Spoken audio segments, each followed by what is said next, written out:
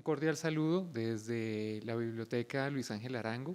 Este video se está haciendo con motivo de los 250 años de nacimiento de Ludwig van Beethoven para el ciclo de conciertos que el Cuarteto Casals realizará en el mes de febrero.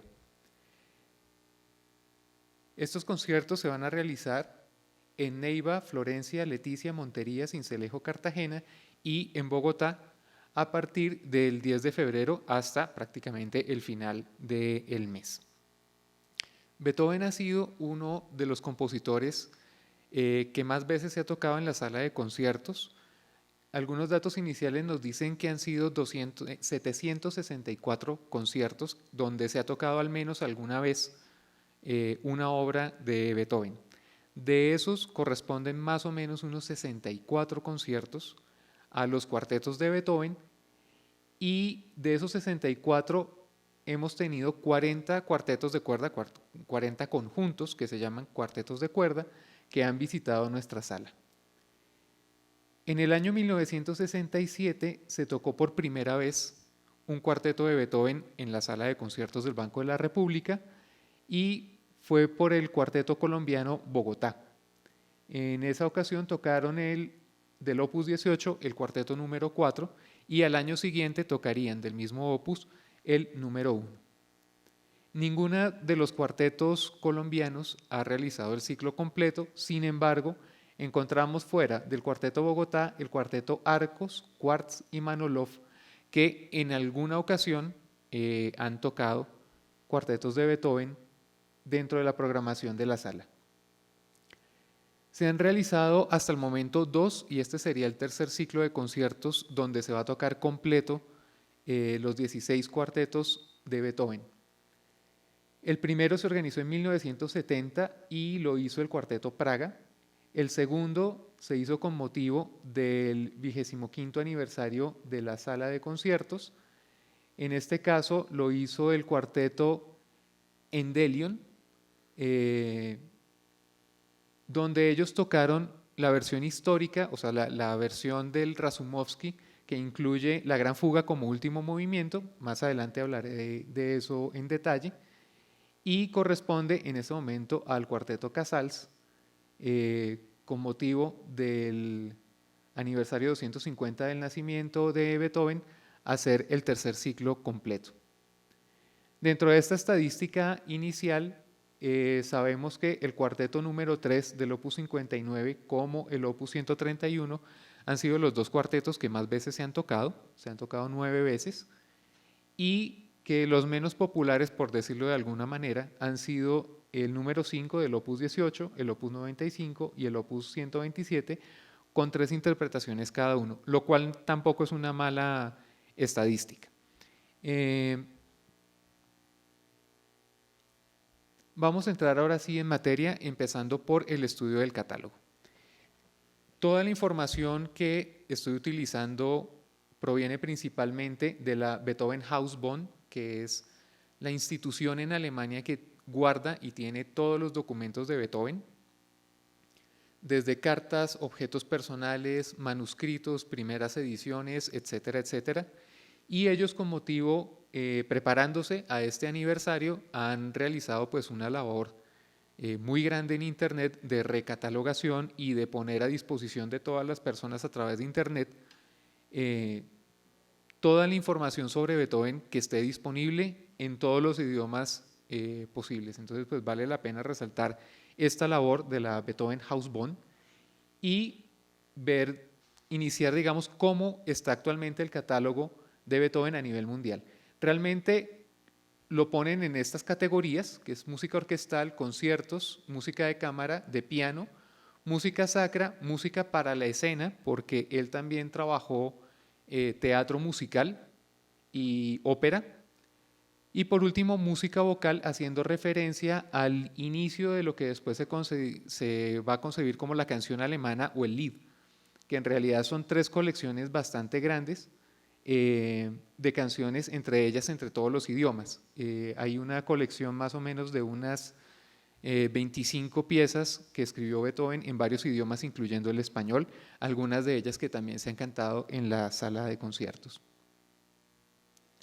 Nos interesa irnos centrando en esto, que es la música de cámara, y finalmente, ¿qué fue lo que compuso? Entonces, vamos a encontrar obras para piano con otro instrumento, es decir, lo que se llama dueto como tal, violín, piano es el principal, como violonchelo y piano. Existe una que otra obra que no se tiene certeza de su autoría, como hay una sonata para flauta y piano que en realidad se presupone que es de él, pero después de la muerte de Beethoven, muchas personas de manera inescrupulosa que tuvieron acceso a sus archivos arrancaron las primeras hojas que tuvieran el autógrafo. Entonces eso ha impedido históricamente que se pueda tener certeza sobre la autoría de algunas obras desde los borradores o desde las ediciones manuscritas. Cualquier cosa que hubiera tenido la firma de Beethoven se usó muy recién muerto él como un objeto para el comercio. Entonces, por eso va a suceder. Piano con varios instrumentos, donde están los tríos, los cuartetos con piano, quintetos con piano. Para instrumentos de viento, principalmente quinteto de maderas y quinteto de metales. Y tenemos acá un quinteto que es originalmente para quinteto de maderas, es decir, flauta, oboe, clarinete, corno francés y fagot, que tiene una versión también original del propio compositor para instrumentos de cuerda. Entonces ahí es difícil, digamos, cuando tenemos la misma obra con el mismo formato, clasificar. Generalmente la clasificación se hace por el primer formato en el cual se compuso, y lo que nos interesa hoy, que son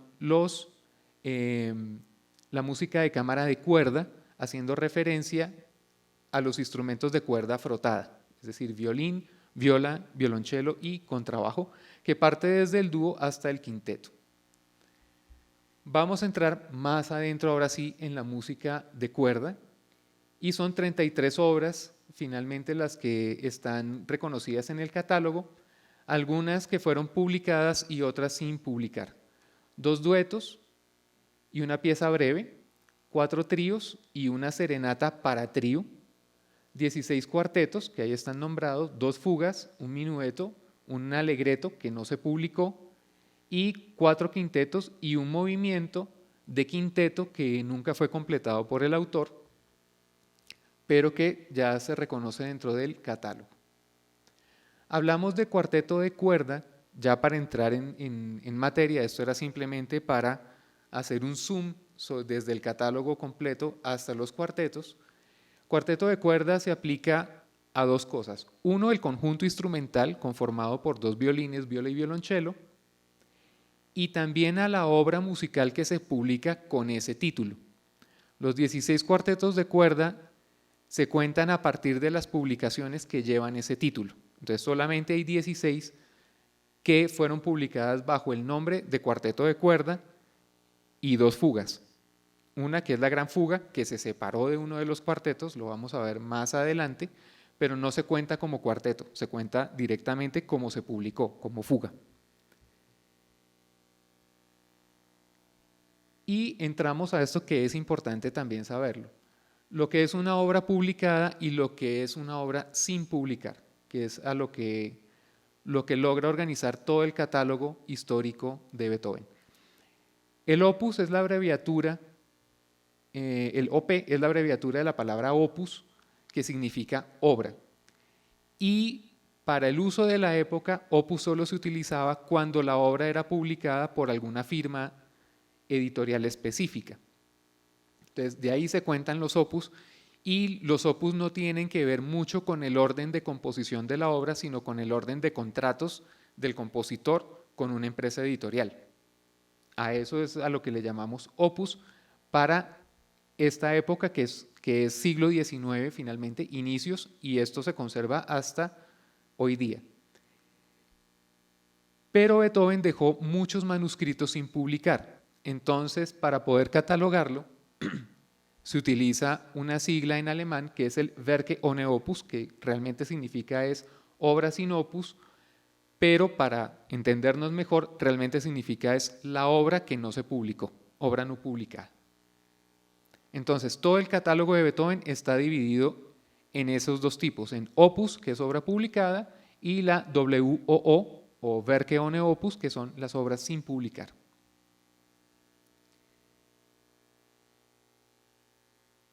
Bien, ¿qué contiene un opus? Para poder entender también cómo se organizaron los cuartetos. Un opus se puede hacer solamente de una obra o se puede hacer de un conjunto de obras. Tenemos dos ejemplos puestos ahí. Cuarteto de cuerdas en mi bemol mayor, opus 74. Quiere decir que solamente esa obra fue publicada en un solo fascículo o en un solo volumen. Y tenemos los 6 cuartetos de cuerda opus 18. Quiere decir que estas 6 obras fueron publicadas simultáneamente, esta vez en 2 tomos. ¿Sí? Hay un libro 1 y hay un libro 2 de Amati, que es la primera publicación.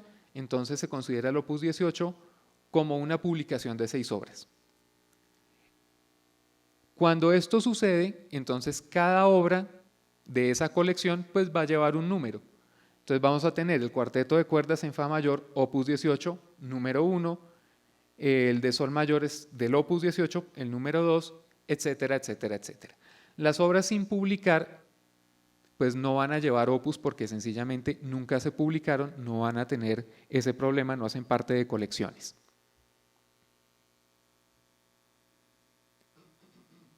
Y aquí vamos precisamente a desenredar la pita de un problema de clasificación que hubo durante muchos años.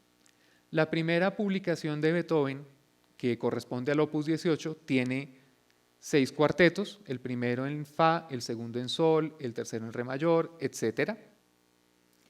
Y la segunda colección que se publicó en vida del compositor fue la opus 59, que tiene 3 cuartetos. El primero del opus 59 en fa mayor, el segundo en mi y el tercero en do. Y aquí viene el problema. Una vez muere Beethoven, los editores se preguntaron, bueno, ¿y finalmente cuántos publicó en su totalidad? Entonces le dijeron 16. Y lo que hicieron fue, en orden cronológico de la publicación, agregarle un número adicional. Eso quiere decir que si el opus 18 terminó en el número 6, el siguiente se convierte en número 7, 8 y 9. Así hasta llegar al número 16. Esto creó, y tenemos muchos ejemplos en programas de mano, en enciclopedias, etcétera, que se utilizaran 2 números para referirse a la misma obra. Por ejemplo, el cuarteto de cuerda número 7 en fa mayor, opus 59, número 1. Entonces, para el público se le crea un problema de tener 2 números simultáneamente. Y muchas veces la pregunta es ¿cuál corresponde a cuál? La decisión actual es simplemente eliminar ese número seriado y dejar la obra con el número al que le pertenece el opus. Y ya. O sea, simplificar y ser, digamos, más fiel a cómo fue la publicación original. Eso quiere decir que estos cuartetos que se publicaron ya de manera independiente aparecen también, si el último había sido número 9, pues va a ser número 10, 11, 12, 13, 14, 15, hasta llegar al 16. Pero actualmente, vuelvo y insisto, tanto en catálogos ya musicológicamente revisados, como también las nuevas ediciones, ese número se quitó y simplemente se publica como se publicó originalmente. Entonces, el cuarteto de cuerdas en mi bemol mayor opus 74 no lleva más el número 10, porque es confuso. Simplemente se le deja el número de opus y así se sigue trabajando. Bien, esto es lo último y ahora sí vamos a entrar a partes de historia.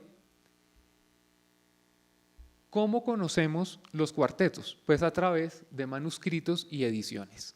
Eso es lo que tenemos. Beethoven trabajó unos libros que se llamaban libros de copia, eran unos cuadernos simplemente que se vendían en cualquier librería musical, donde él iba haciendo apuntes de todas sus obras. Algunos de estos cuadernos, incluso en el tiempo en el que él estuvo con la tutela de su sobrino Carl, tienen sumas, restas, multiplicaciones, tienen también partes de conversaciones, porque él debido a que cada vez era más sordo, él a partir de los 26 años más o menos, comienza a tener ya un problema de sordera que le comienza a afectar ya la comunicación, entonces termina escribiendo todas sus conversaciones. Entonces, inicialmente muchos de estos libros, que realmente son libros de copia, que son libros pentagramados, cuadernos pentagramados, van a tener fragmentos de conversaciones, etcétera, etcétera.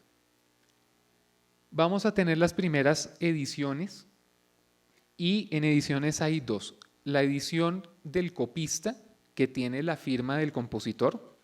Beethoven trabajó con un equipo, más o menos se han reconocido unos 4 o 5 copistas profesionales, que lo que hacían era tomar de los cuadernos, pasar en limpio a mano, Beethoven revisaba y firmaba.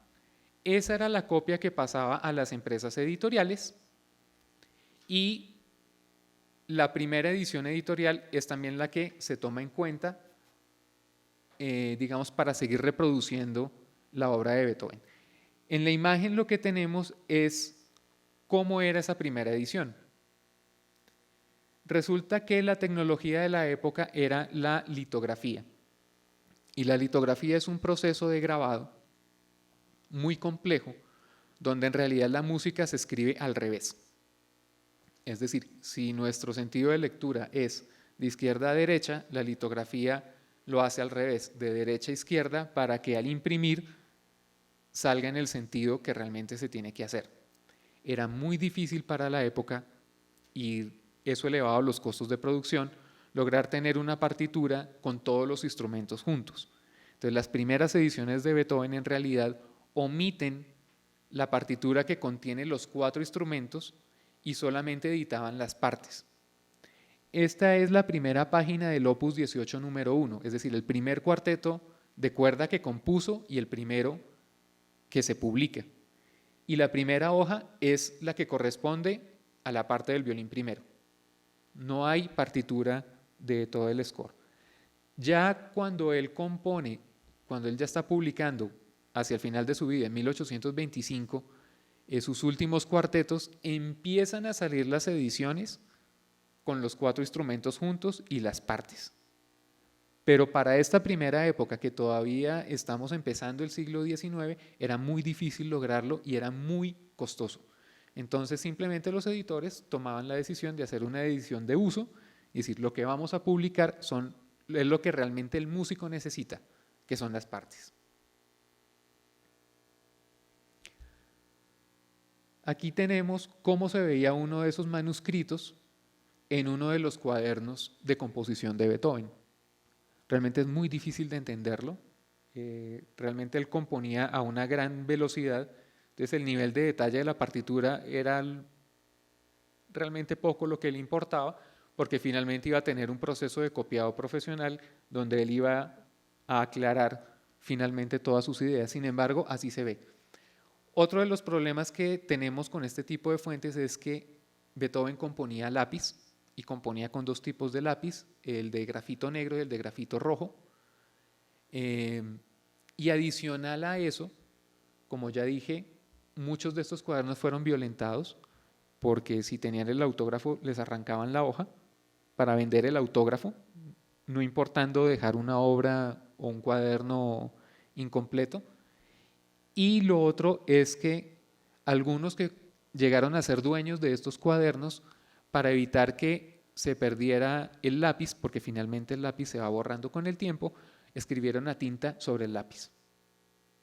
Entonces, ese es un problema, digamos, histórico de catalogación. Tenemos aquí la primera edición de los 6 cuartetos, como les digo. La portada muy linda, muy bien hecha en tipografía, y la segunda hoja hecha ya en litografía. Entonces, no hay una partitura general, están directamente las partes.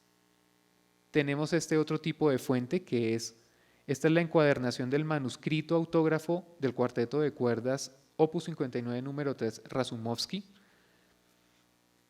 Esta fue la copia que le envió Beethoven al príncipe Razumovsky, al conde, perdón, Razumovsky, y él al recibirlo lo que hizo fue ponerle una encuadernación encima. Realmente lo que él recibió fue papel pentagramado. que lo vamos a ver aquí. Esto fue lo que él realmente recibió, ese papel pentagramado. Aquí sí están los 4 instrumentos. Tenemos violín el violín primero en el primer pentagrama, en el segundo violín segundo, en el tercero la viola y en el cuarto el violonchelo. Y cada 4 se va a repetir la misma formación. Esto obviamente ya pasaron 200 años, 200 y algo de años encima, entonces pues no se va a ver tan claramente, pero eso es lo que está encuadernado, esa copia autógrafa del compositor. Más adelante vamos a ver una de estas copias que ha sido la más costosa que se ha dado en subastas, porque también sigue siendo objeto pues de culto, y por esa razón, digamos, en las subastas reciben altísimos precios. ¿Quiénes publicaron sus obras? Tenemos varios, que son Hans Eller, Haeckel en Mannheim, Mollo y compañía en Leipzig, el Buró de las Artes y de la Industria, eso lo manejaba Jan van der Spek, que es uno de los grandes coleccionistas después. Ya existe, esta editorial sigue existiendo hoy, la editorial Breitkopf und Härtel, también en Leipzig, ellos lo escribían Leipzig. Artaria y compañía. Artaria se va a encargar después de toda la obra póstuma, es decir, de republicar algunas cosas que habían quedado por ahí entre el tintero. Una firma de Scott, que realmente se llama Hijos de B. Scott, que publicaba en París, y Schlesinger, que era librero y editor de música, que le publicaba en Berlín y París. ¿Esto qué nos quiere decir? Que Beethoven realmente era un compositor muy activo en el negocio de la música. Es decir, que en vida tenía 1, 2, 3, 4, 5, o sea, casi unos 10 editores, y con cada uno de ellos trabajaba ediciones específicas. Había algunos que se encargaban de su obra de cámara, otros se encargaban ya de obras mucho más grandes, tipo sinfonías, y estos mismos editores también le encargaban versiones facilitadas, reducciones o adaptaciones de sus propias obras. Entonces es toda una empresa alrededor del compositor, y todo eso lo atendía directamente Beethoven. Entonces era un hombre bastante ocupado. Ahí, hacia 1824 hasta 1826 hay muchas cartas de Beethoven hacia sus editores pidiéndoles tiempo, porque el volumen de trabajo superaba en mucho lo que sus compromisos. Entonces decía, déjenme terminar esta obra 2 meses después, deme un plazo de 6 meses, porque el volumen es gigante. Y aquí vamos a entrar ahora sí a conocer ese círculo social que manejó Beethoven. Lo primero y más importante es entender que los cuartetos de cuerda nacen realmente en Austria y que es un conjunto que poco a poco se va expandiendo por toda Europa y después por todo el mundo occidental. Estos cuartetos de cuerda estaban integrados por músicos profesionales o por músicos amateurs. Dentro de la formación de los aristócratas europeos estaba el hecho de aprender a tocar un instrumento.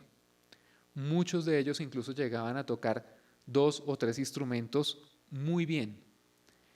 Las personas que encargaron estos cuartetos a Beethoven son aristócratas que tenían formación musical y que incluso llegaron a tener sus propios cuartetos o pertenecer a algún cuarteto profesional. Entonces, esto es importante tenerlo en cuenta porque Beethoven entra en un cambio que es importante, y es que la música de cámara en realidad era un evento privado originalmente que se daba en los palacios para la aristocracia. Entonces, ¿cuándo se hacían esos conciertos?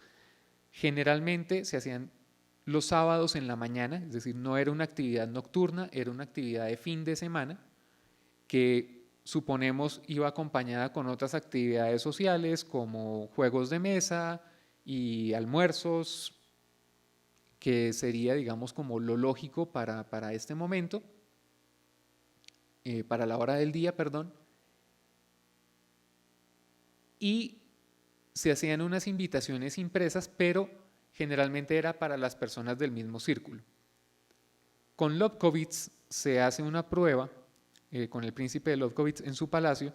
Él abre por primera vez su palacio al público y comienza a hacer una serie de conciertos públicos. Y esto es una novedad en la historia de la música. Nosotros ya damos por hecho las salas de concierto, damos por hecho ir a conciertos de música de cámara en muchos recintos, nos cobren o no una boletería, pero realmente ese paso de lo privado a lo público se da en esta época y Beethoven es una de las personas que entra precisamente en ese experimento y que se ve beneficiado de él. Entonces vamos a hablar precisamente de uno de los grandes mecenas que tuvo Beethoven, que fue Franz Joseph Maximilian Fürst von Lobkowitz, o el príncipe de Lobkowitz, como lo quieran llamar. Un violinista muy versado, o sea, muy buen violinista, él tocaba con Beethoven, y que era también mecenas de la música. En 1796 organiza una orquesta privada y contrata un cuarteto de cuerdas, el primer cuarteto de cuerdas profesional. Él ya lo tiene bajo su contrato, eso quiere decir que les paga un estipendio. Esa orquesta de 1976 es la que viene a estrenar también la Sinfonía número 3 de Beethoven en el Palacio de Lobkowitz. Entonces es un patrón de las artes que contrata músicos y los tiene bajo su patronazgo, precisamente. Y a Beethoven también lo tiene dentro de un pool de compositores y le encarga obras simultáneamente. Él le contrata los primeros 6 cuartetos, que son del Opus 18, posteriormente un séptimo cuarteto, que es el Opus 74, a él está dedicado el triple concierto, la tercera, la quinta y la sexta sinfonía, que él no asumió todos los costos. Razumovsky asumiría también parte del costo de crear estas sinfonías. Y un ciclo de canciones que se conocen como A la amada ausente o An die ferne Geliebte.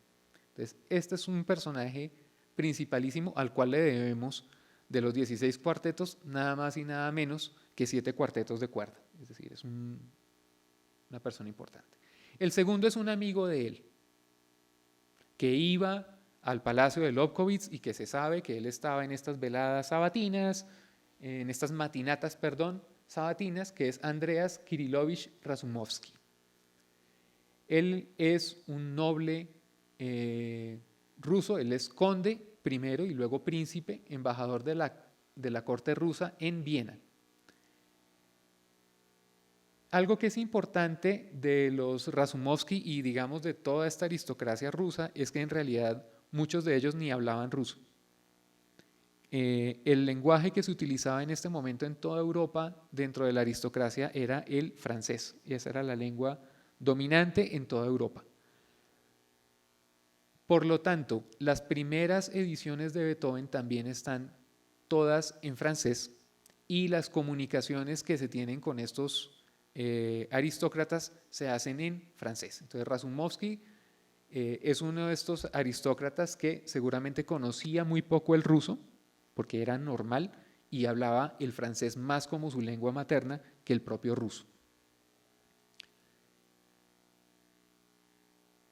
Bien, él termina casándose con la hermana del príncipe Linovsky.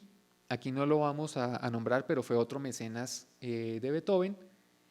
Y fue un violinista del cuarteto de Schuppanzig. Schuppanzig viene a ser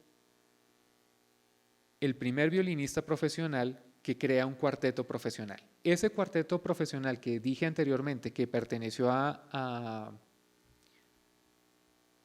Lobkowitz es este, el de Schuppanzig. Y Schuppanzig va a ser la primera persona que organiza un concierto público de música de cámara, donde se va a estrenar ¿qué? El Opus 18 completo de Beethoven.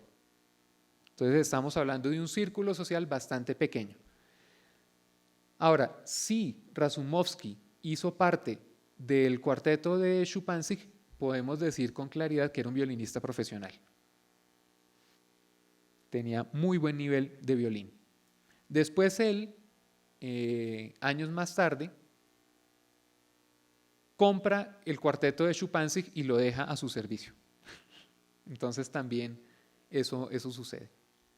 Bien, él le encarga los 3 cuartetos siguientes, que se publican como Opus 59, financia también la quinta y la sexta sinfonía, aunque están dedicadas al príncipe Lobkowitz.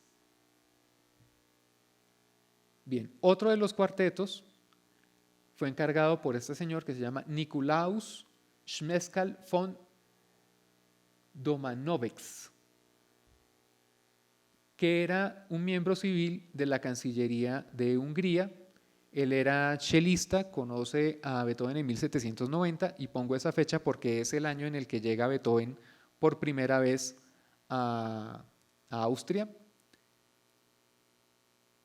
Y los fines de semana tocaba con Beethoven con su cuarteto, es decir, la actividad de cuartetos, vuelvo y digo, no eran cuartetos estables, sino que simplemente era una actividad social más que se hacía, y Beethoven como violinista también tocaba sus propios cuartetos. En algún momento él deja de tocar violín, pero eso ya es mucho más adelante, pero Beethoven, fuera, digamos, de vivir de clases y de ser pianista, también fue violinista, y no solo violinista de cámara, él también tocaba como violinista en la ópera y era organista en las iglesias.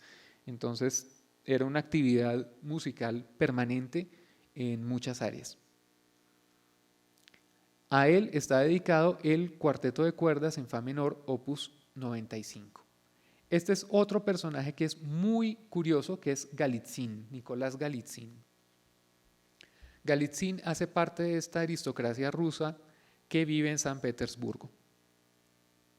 Nunca conoció a Beethoven personalmente, pero mantenía una relación por carta, es decir, una relación epistolar con Beethoven a través de su hijo, que también era príncipe, que vivía en Viena. Galitzin, al vivir en San Petersburgo, quiere decir que era una persona de la alta aristocracia que tal vez nunca tuvo la necesidad ni siquiera de salir de San Petersburgo porque era una ciudad diseñada para no tener que ir a ningún otro lugar, es decir, estaba todo ahí. Fue planeada exactamente para ser el rival europeo del Palacio de Versalles. Entonces, por esa razón, la mayoría de la aristocracia rusa nunca salió de San Petersburgo, a veces se movían a Moscú por pura necesidad y, vuelvo e insisto, es de las personas que seguramente hablaba muy mal ruso y hablaba muy bien el francés. Entonces se comunicaba en francés por carta con su hijo y enviaba unas cartas a Beethoven a través de su hijo. Por carta él le encarga 3 cuartetos que después van a ser publicados como el 127, el 130 y el 132. Él también era chelista y en realidad el encargo nunca fue muy claro. Él en la carta le dice, quiero que me componga 1, 2 o 3 nuevos cuartetos. O sea, nunca fue muy específico en el número de cuartetos que quería, pero poco a poco que Beethoven fue entregando el trabajo, él le fue pagando. Finalmente le compuso sus 3 cuartetos. Pasa algo especial con el cuarteto opus 130, porque Beethoven como movimiento final le pone una fuga. El editor, que era Amalti, ve la fuga y dice, esto es muy difícil y yo no me comprometo a poder vender este cuarteto con este movimiento tan difícil al final, porque las personas que tienen cuartetos no van a llegar a ese nivel de dificultad técnica. Entonces le propone a Beethoven sacar ese movimiento como obra aparte, le dice, compóngame un movimiento final nuevo, publicamos la fuga por aparte y si no se vende como en formato de cuarteto, le propongo que hagamos una reducción de piano a 4 manos y así la vendemos. Beethoven no solo era artista, era un hombre de negocios y vio lo inteligente que era hacer esto, asegurarse la venta de 3 partituras por una. Entonces compone el nuevo final del cuarteto opus 130, revisa la publicación en cuarteto del de la Gran Fuga, que finalmente se le pone un nuevo opus, que es el 131, y se publican también una versión autorizada por Beethoven para piano a cuatro manos sobre la misma obra. Y todo eso se hace en un mismo año. Entonces es una cantidad de trabajo enorme y también un trabajo un tanto harto, porque una vez terminada una obra, pues uno no quiere volver a ella. Sin embargo, él se toma ese trabajo de componerle un nuevo final.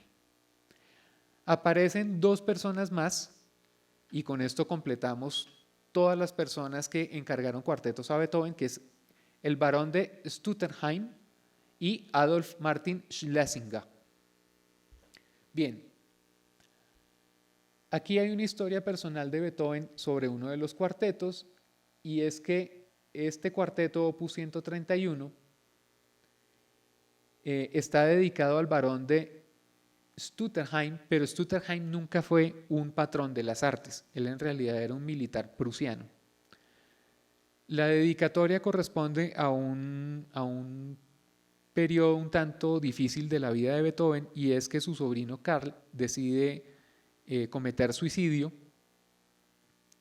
un año antes de la publicación de este cuarteto, con tan mala suerte que no logra realmente suicidarse, y Beethoven comienza a preguntarse, bueno, ¿qué hago con mi sobrino Karl, que ni quiere estar conmigo, ni está haciendo nada nuevo, ni nada bueno con su vida, porque el motivo del intento de suicidio del sobrino de Beethoven fue por deudas de juego? Entonces decide enviarlo a la milicia. Quien lo recibe finalmente es el barón de Stuttenheim. Y en agradecimiento, Beethoven termina dedicándole ese cuarteto que él no pagó. Pero es una forma de agradecerle: gracias por recibir a mi sobrino y por darle una nueva oportunidad de limpiar su nombre, porque finalmente para la época ser un deudor de juego no era algo realmente bien visto. Y está Adolf Martin Schlesinger, que lo habíamos nombrado hace unos momentos como uno de los editores de Beethoven. Él le encarga el que viene a ser el último cuarteto de cuerdas, que es el opus 135. Sin embargo, termina dedicado a un amigo de él, que es Jan Wolfmayer. Eso quiere decir que las dedicatorias no siempre van a coincidir con la persona que hace el encargo. Es decir, son dos cosas distintas, y Beethoven también, para mantener cierta simpatía y cierto contacto con la aristocracia vienesa, con ese círculo social, dedicaba las obras incluso si no tenía una relación cercana o personal con estas personas, como sucedió con Stuttenheim.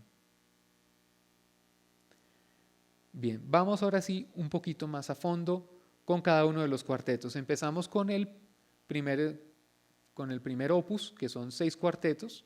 Ya sabemos que los encargó Lobkowitz. Esto lo hace en el invierno de entre 1798 y 1799, y lo hace a través de un amigo que también tocaba en el cuarteto con Beethoven, que era Karl Almenda. Ya sabemos la forma en la que compuso Beethoven los cuartetos, es decir, una cosa es cómo quedaron publicados y otra cosa fue cómo los compuso. Él realmente empieza por el que conocemos hoy día como el número 3, después hace el segundo y el primero, y esos primeros 3 los envía a Lobkowitz en una copia, y empieza el quinto. Entonces, esos 4 primeros cuartetos se compone de 1799. Al año siguiente compone los 2 que le restan del encargo, que son el 4 y el 6, en la primavera-verano de 1800.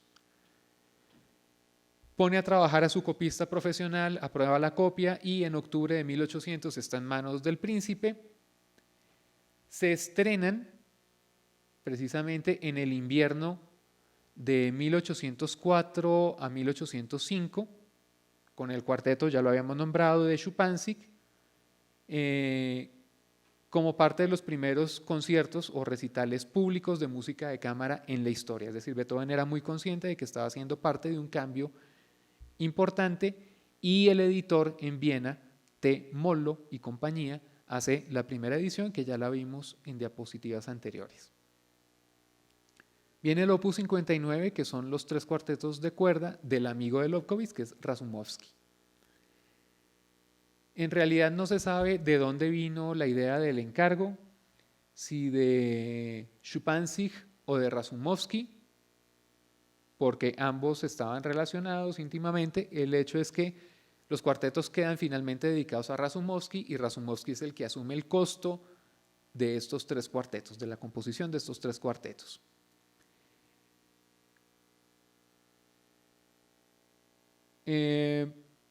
Se supone más o menos que en estos conciertos de 1804 y 1805, que es cuando se están estrenando los primeros 6 cuartetos de Beethoven, se hace el encargo. Lo que sí se sabe con certeza es que en el verano de 1806 empieza la escritura de estos 3 nuevos cuartetos. También se estrenaron en el Palacio de Lobkowitz y también los estrenó Schupanzig con su cuarteto profesional. De estos hay una crítica en el Diario Musical de Leipzig. En el primero se dice, en la primera crítica que sale en marzo, dicen son muy extensos y muy difíciles de tocar. Y en el segundo seguramente el editor dijo, yo con esto no vendo, entonces dijeron, pero son maravillosos y van a salir a la venta. Entonces ahí uno se da cuenta que la prensa también entra a jugar un papel importante en la percepción de los cuartetos. Se publican en 1808 por el Buró de las Artes y la Industria en Viena. Se hace la publicación con todos los títulos en francés. Vienen 3 cuartetos que no se publicaron dentro de un mismo opus, pero fueron encargados por la misma persona, que es Galitzin, que fue conde y príncipe Galitzin, y que ya dije anteriormente que nunca se conoció personalmente con Beethoven. La obra es comisionada en 1822. El cuarteto en mi bemol mayor lo inicia en abril de 1824 y lo termina iniciando 1825. Este le tomó mucho más tiempo por una razón. Beethoven en este momento estaba terminando la 9ª sinfonía y también estaba terminando la Misa Solemnis. Entonces estaba con mucho trabajo encima, además de otras ediciones que estaba revisando con la Breitkopf und Härtel. ¿Por qué conocemos esto? Porque hay una carta al editor donde dice deme más tiempo. O sea, estaba tremendamente colgado de trabajo y por eso le toma tanto tiempo componer este cuarteto que se publica como opus 127. Domenico Artaria, que es otro de los editores, compra la partitura autógrafa de Beethoven después de su muerte y se pone a la tarea de publicar los opus póstumos. Se conserva la copia que envió Beethoven a su editor en Mainz, que es B. Scott e hijos. Esa copia la realizó Ferdinand Wolankeck y está el autógrafo de Beethoven, es decir, Beethoven autoriza la copia manuscrita y muestra las correcciones del compositor sobre la copia para ser publicada.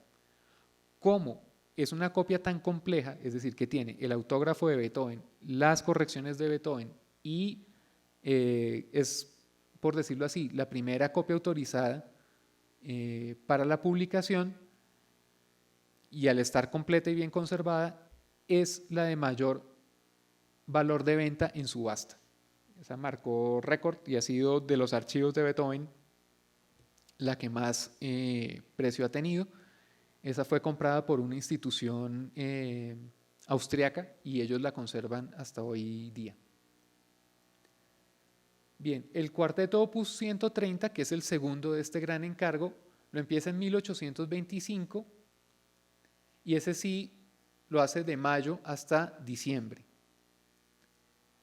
Pasa lo mismo, en 1826 envía la copia manuscrita al príncipe Galitzin con su dedicatoria en la parte del violín primero, junto con una carpeta redactada por él y escrita en francés por su hijo, Yuri Galitzin. Y este es el cuarteto del cual hemos venido hablando, al cual se le pide que le haga un nuevo final y se editan dos obras. La Gran Fuga, que era el último movimiento, la sacan de ahí, se publica como Opus 133 en el año 27 y se le compone en el año anterior un nuevo final a este cuarteto Opus 130 e inicia inmediatamente el Opus 135. De hecho, la idea que se tiene fue que fueron dos cuartetos que él fue trabajando en paralelo.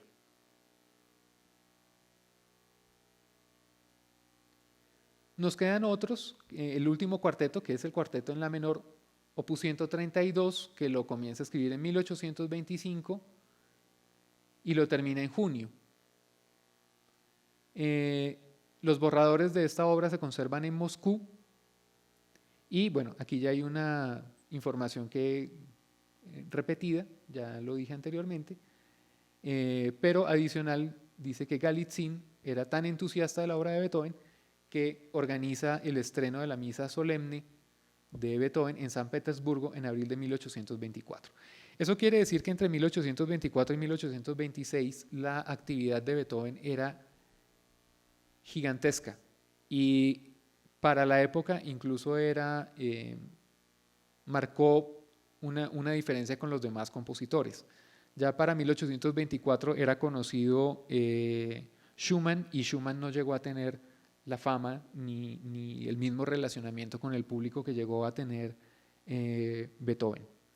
Se publica simultáneamente en 1827 en Berlín y París porque Schlesinger tenía su casa en Berlín, o sea, la casa editorial, y tenía una filial en París. Como todas las ediciones iban en francés, pues no había ningún problema por idioma o alguna otra cuestión. Esto sería en general la historia de los cuartetos de cuerda de Beethoven y lo único que me resta es volverlos a invitar a que asistan a los conciertos que se van a dar en el mes de febrero, a partir del 10 de febrero, aquí en Bogotá, en la sala de conciertos y en las seccionales del Banco de la República. Muchas gracias.